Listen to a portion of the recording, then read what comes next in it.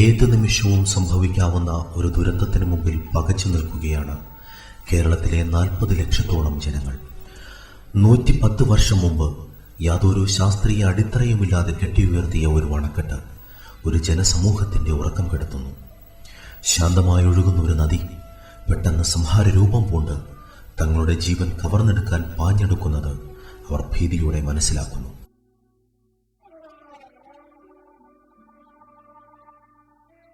ഒഴിവാക്കാൻ കഴിയുന്ന ഒരു ദുരന്തം വില കൊടുത്തു വാങ്ങാൻ ഒരുങ്ങുകയാണ് നാം. 1886 തിരുവിതാംകൂർ മഹാരാജാവ് ശ്രീ വിശാഖം തിരുനാൾ തന്റെ ഹൃദയരക്തം കൊണ്ട് തുല്യം ചാർത്തിയ ഒരു കരാർ 40 ലക്ഷം ജനങ്ങളുടെ തലയ്ക്ക് മുകളിൽ ഡെമോക്ലസിന്റെ വാൾ പോലെ നിൽക്കുന്നു. കഴിഞ്ഞ അരനൂറ്റാണ്ടിലധികമായി കേരളത്തിൽ മാറി മാറി വന്ന ഭരണകർത്താക്കളുടെ കഴിവുകേടിന്റെ നേർചിത്രമായ ഒരു അണക്കെട്ട് മുല്ലപ്പെരിയാർ. മോഹകാലത്തെ പൊതിഞ്ഞൂറിയ വിഷനീലപ്പുക പോൽ ഭയം, ഇതിനുള്ളിലാണല്ലോ നാമും. ഇത് നമ്മിൽ വന്നേറും പ്രാചീന ദുഃഖം, ഇത് നമ്മിൽ വന്നേറും പ്രാചീന ദുഃഖം. ശിലാവേരുകൾ മുതൽ നൊന്തുകൊണ്ടിരിക്കും, ശിലാവേരുകൾ മുതൽ നൊന്തുകൊണ്ടിരിക്കും. 1988 ജൂലൈ 18 കൊല്ലം ജില്ലയിൽ അഷ്ടമുടിക്കായലിന് മുകളിൽ നിന്ന് ചൂളം വിളിച്ചെത്തിയ ദുരന്തം 109 ജീവൻ കവർന്നെടുത്തു. നാടിനെ നടുക്കിയ പെരുമൺ തീവണ്ടി ദുരന്തം. 2001 ജൂൺ 22 കടലുണ്ടി പുഴയിലേക്ക് പാലം തകർത്ത് ഇറങ്ങി വന്ന ദുരന്തം 64 പേരുടെ ജീവനെടുത്തു. കടലുണ്ടി തീവണ്ടി ദുരന്തം.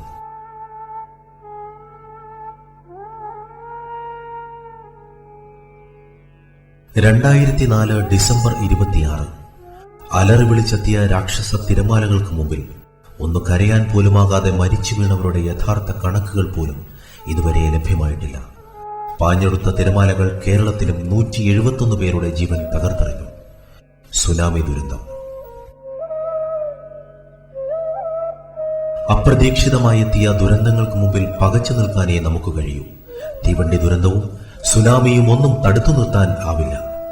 സർവ്വരാഷ്ട്രീയ പാർട്ടികളും ജാതിമത സംഘടനകളും ഒത്തുപിടിച്ചാലും ഈ ദുരന്തങ്ങളെ വഴിമാറ്റാനാകുമായിരുന്നില്ല.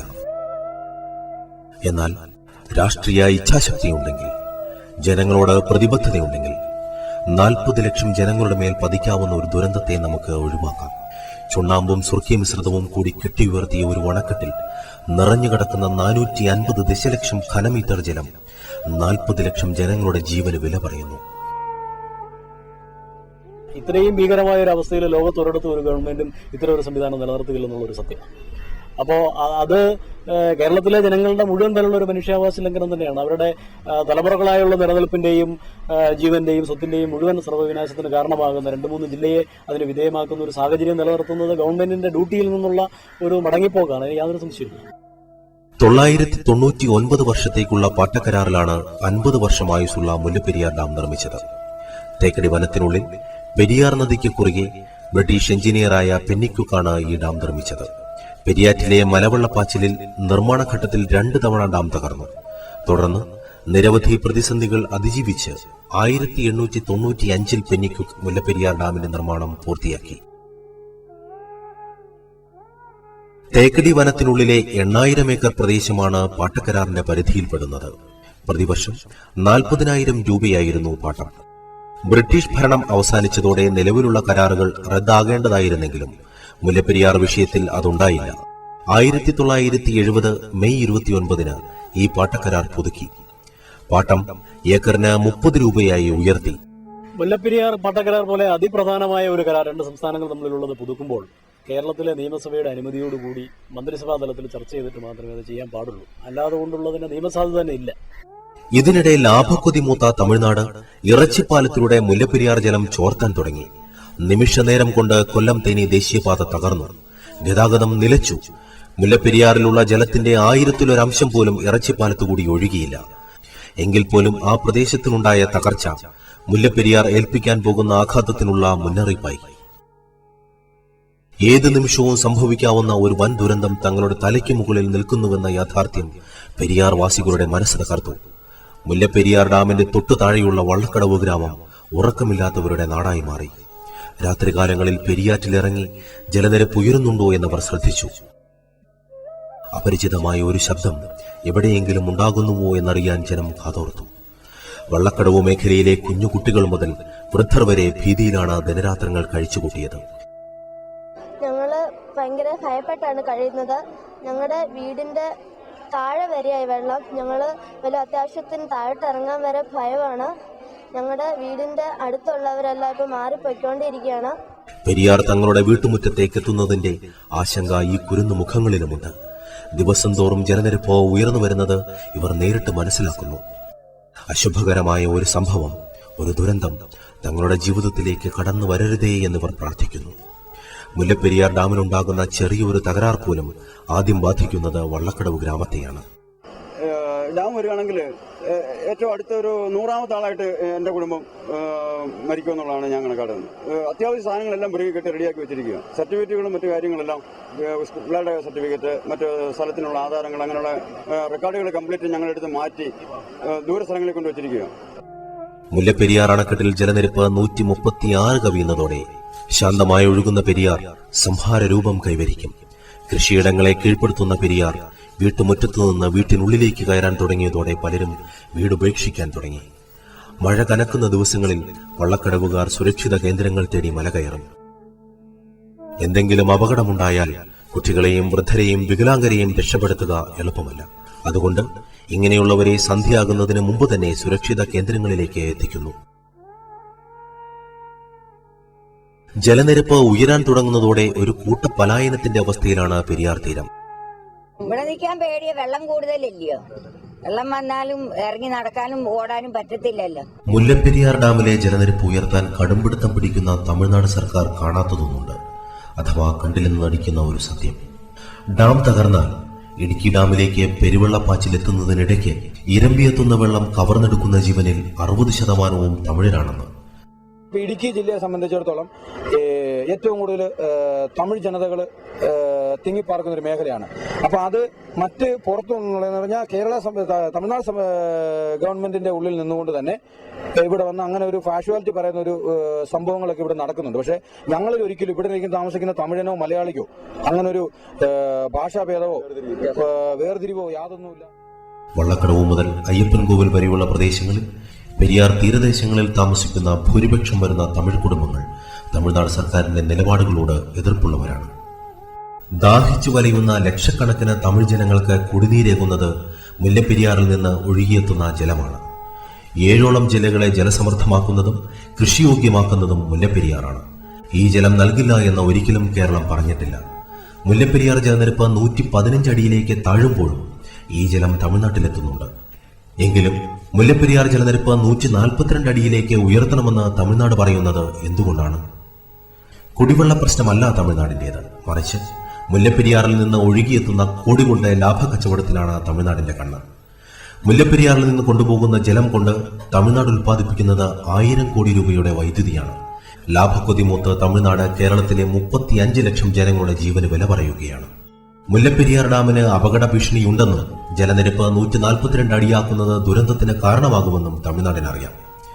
ഇത്തവണ ജലനിരപ്പ് 136 അടിയിലേക്ക് ഉയർന്നപ്പോൾ ഇറച്ചിപ്പാലം വഴി തമിഴ്നാട് അധിക ജലം ഒഴുക്കിയത് അതുകൊണ്ടാണ്.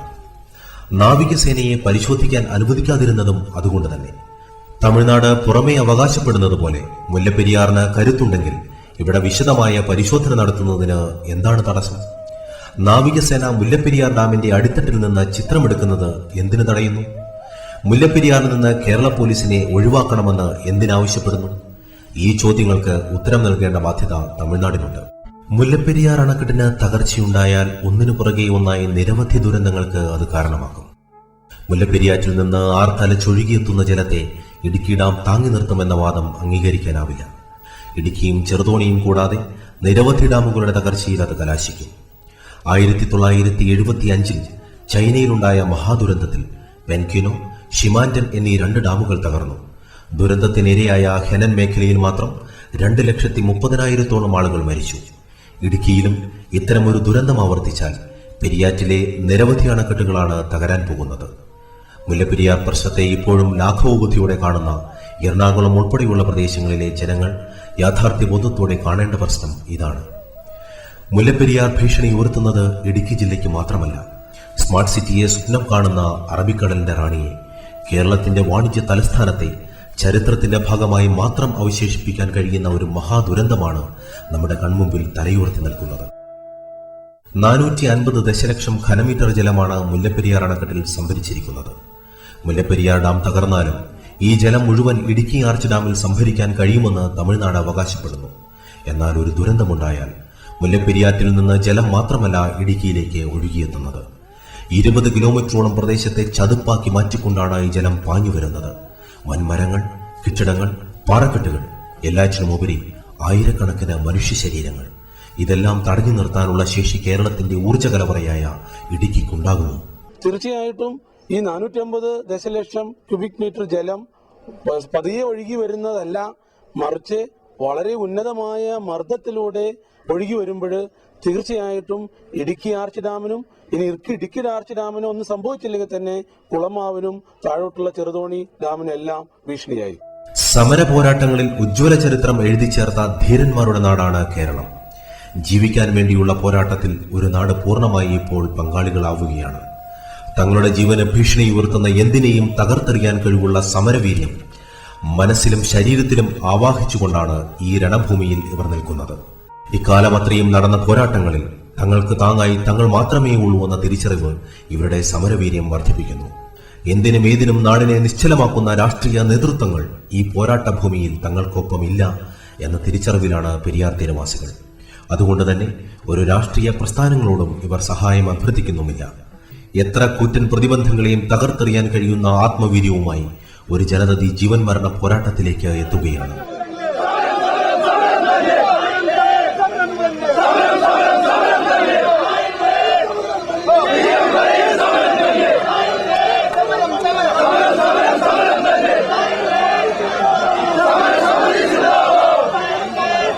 സമരചരിത്രത്തിൽ പുതിയൊരു ഏട എഴുതി ചേർക്കാൻ ഇവർ സജ്ജരായി കഴിഞ്ഞു. അഗ്നി പടർത്തിയ പ്രക്ഷോഭ ചരിത്രങ്ങൾ ഉറങ്ങുന്ന മലയാള മണ്ണ് ഇതേവരെ കാണാത്ത ഒരു പോരാട്ടത്തിന് സാക്ഷ്യം വഹിക്കുകയാണ്. ജീവന്റെയും മരണത്തിന്റെയും നേർത്ത നൂൽപ്പാലത്തിലൂടെ ഒരു സമൂഹം നെഞ്ചുവിരിച്ച് നടന്നു നീങ്ങുമ്പോൾ ഈ സമരത്തെ കാണാതെ കണ്ണടച്ചിരുട്ടാക്കാനുള്ള മലയാളിയുടെ കാപട്യം അംഗീകരിക്കാനാവില്ല. ഇനിയും മനസാക്ഷി മരവിക്കാത്ത, സംഘബോധം കൈവടിയാത്ത സാംസ്കാരിക കേരളം ഈ സമരത്തോട്, ജീവിക്കാൻ വേണ്ടി, ജീവൻ സംരക്ഷിക്കാൻ വേണ്ടിയുള്ള ഈ പോരാട്ടത്തോട് എങ്ങനെ പ്രതികരിക്കുന്നു? വള്ളക്കടവിലെ സാധാരണക്കാരന്റെ വീട്ടുമുറ്റത്തെത്തിയ പെരിയാർ സ്വന്തം വീടിന്റെ അടുക്കളയിലെത്തിയാൽ മാത്രമേ താൻ പ്രതികരിക്കൂ എന്ന വാശി മലയാളി കാണിക്കരുത്. കാരണം ഇതൊരു ജനതയുടെ അതിജീവനത്തിന്റെ സമരമാണ്. ഒരു ജനതതി ചരിത്രത്തിലേക്ക് ഒലിച്ചു പോകാതിരിക്കാനുള്ള സമരം. ഇവിടെ ഈ പോരാട്ടത്തിൽ നമുക്കും ഒരു കണ്ണിയാവാം. നന്മയുള്ള മനസ്സോടെ ഇവർക്ക് ഒരു കൈത്താങ്ങാവാം. Because the governments are with the industrialized, marketized, urbanized communities. So we have to fight battle after battle not to win a larger war. മുണ്ടകപ്പാടത്തെ നാദം കുഞ്ഞേ തകതാതെ, മുണ്ടകൻ കൊയ്യുമ്പോഴെവിടിയിരിക്കും തകതാതെ, അമ്മ മടിമേലിരിക്കും ഞാനേ തകതാതെ, അമ്മ മരിക്കുമ്പോഴെവിടിയിരിക്കും തകതാതെ, അച്ഛൻ മടിമേലിരിക്കും ഞാനേ തകതാതെ, അച്ഛൻ മരിക്കുമ്പോഴെവിടിയിരിക്കും തകതാതെ, നാത്തൂൻ മടിമേലിരിക്കും ഞാനേ തകതാതെ, നാത്തൂൻ മരിക്കുമ്പോഴെവിടിയിരിക്കും തകതാതെ, കൊച്ചാങ്ങള മടിമേലിരിക്കും ഞാനേ തകതാതെ, കൊച്ചാങ്ങള മരിക്കുമ്പോഴെവിടിയിരിക്കും തകതാതെ, എന്റെ വിധി പോലെ ഞാൻ കഴിയും തകതാതെ.